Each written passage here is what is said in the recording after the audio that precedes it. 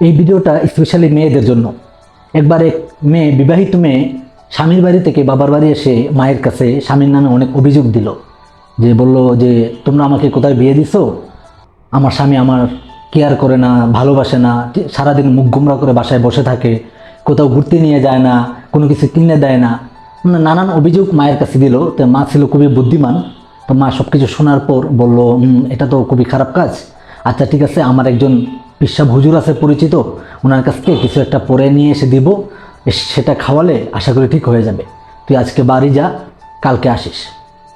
তো যথাসময় মেয়ে বাড়ি চলে আসছে। আবার এর পরের দিন যথাসময় মায়ের বাড়ি গেছে। মায়ের বাড়ি যাওয়ার পর মা একটা বয়ম ভর্তি লবণ দিল, একটা বয়মে ভর্তি লবণ দিয়ে বলল যে এটা আমি হুজুর কাছ থেকে পরে নিয়ে আসছি, এটা খাওয়ালে তোর স্বামী তোর কথা শুনবে, তুই যেরকম চাস সেভাবেই চলবে।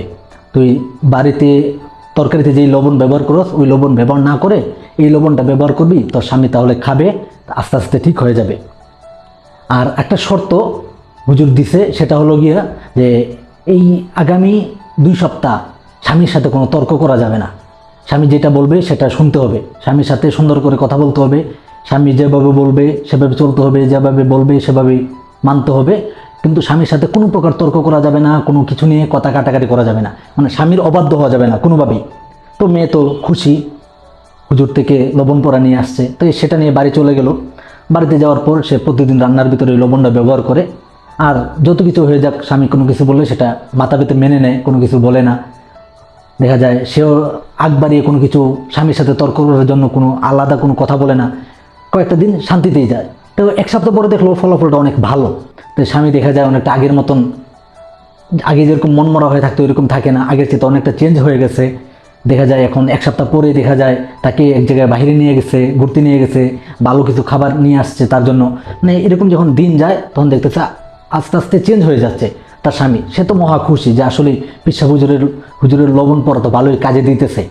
তো 2 সপ্তাহ পরে স্বামী তাকে নিয়ে ঘুরতে নিয়ে গেল, বিভিন্ন জায়গায় ঘুরালো, মার্কেট করে দিল। তো সে তো মহা খুশি, স্বামী তো পুরো চেঞ্জ হয়ে গেছে। তো 2 সপ্তাহ পর যখন সব কিছু চেঞ্জ হয়ে গেছে, দৌড়ায় মায়ের কাছে আসছে। মায়ের কাছে এসে বলতেছে, মা এটা কি দিছো, হুজুরের লবণ পড়া তো কাজে দিয়ে দিছে। আমার স্বামী তো এখন আমার কথা মতোই চলে, আমি যেরকম চাইতাম সেরকমভাবেই চলাফেরা করে, আমার সাথে ঝগড়া করে না, আমার সাথে তার কোনো কথা কাটাকাটি হয় না। সে আমাকে গত সপ্তাহে ঘুরতে নিয়ে গেছে, আমাকে নতুন মার্কেট করে দিছে, নানান কথা বলল। তখন মা হেসে দিয়ে বলল যে দেখ, তোকে যে লবণটা দিছি সেটা কোনো হুজুর থেকে পরে নিয়ে আসি নাই, এটা আমার ঘরের লবণ, তোকে শুধু দিছি। মূলত লবণই কোনো কাজ করে নাই, কাজ করছে তোর জবানে। অর্থাৎ তুমি যে তোমার স্বামীর সাথে এই কয়টা দিন কোনো কিছু নিয়ে কথা কাটাকাটি করো নাই, কোনো কিছুর তর্ক করো নাই, স্বামী কোনো একটা কথা বললে সেটার পেছ ধরো নাই, সাথে সাথে মেনে নিয়েছো, এতে তোমার স্বামী তোমার উপর সন্তুষ্ট হয়ে গেছে। তোমার স্বামী মনে করছে তুমি তোমার ভুল বুঝতে পারছো, তুমি ভালো হয়ে গেছো।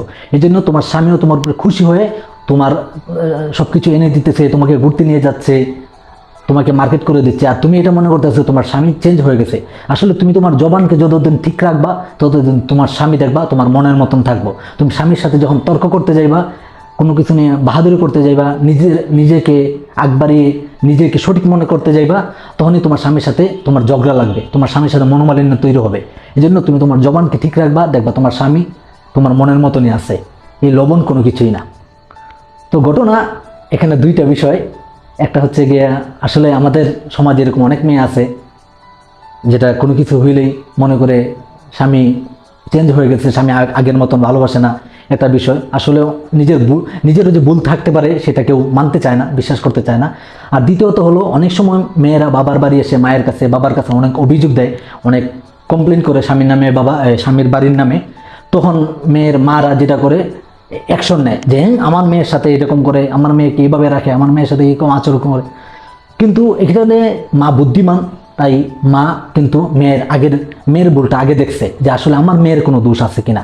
উনি মেয়েকে চিনেন যে নিশ্চয়ই আমার মেয়ের কোনো ভুল থাকতে পারে, এই জন্য মেয়েকে আগে শুধরানোর কথা বলছে। মেয়ে যদি ঠিক থাকে, তারপর যদি স্বামী ঠিক না হয় তাহলে বুঝতো যে না স্বামীরও দোষ আছে। কিন্তু যখন দেখছে মেয়ে তার মুখ বন্ধ করার দ্বারা স্বামী ঠিক হয়ে গেছে, মেয়ে বলতেছে, তখন বুঝতে পারছে দোষটা আসলে স্বামীর না মেয়েরই। এজন্য অনেক সময় মাও অনেক সময় মেয়েদের জন্য অনেক সংসারের অনেক উপকারী বিষয়, আবার মা অনেক সময় মেয়ের সংসারের ভাঙ্গার পিছনে অনেক ভূমিকা রাখে। এই জন্য শুধু কমপ্লেন করতে মন চাইলে এসে কমপ্লেন করা দেওয়া উচিত না, আসলে কখনো ভাবা উচিত আমার কোনো ভুল আছে কিনা, আমার দোষটা আছে কিনা। যখন আমরা নিজের দোষটা নিজে বের করে নিতে পারবো, তখন আমার সামনের যেই মানুষটা, সেই মানুষটা আমার কাছে সঠিক মনে হবে। কিন্তু যতক্ষণ আমি নিজের ভুলটা নিজে বের করতে পারবো না, প্রকাশ করতে পারবো না, ধরতে পারবো না, নিজেকে সঠিক মনে করব, ততক্ষণ আমার সামনের মানুষটাকে ভুল মনে হবে। এজন্য নিজে সঠিক হয়ে গেলে দেখবেন দুনিয়া সব কিছুই সঠিক হয়ে যাবে।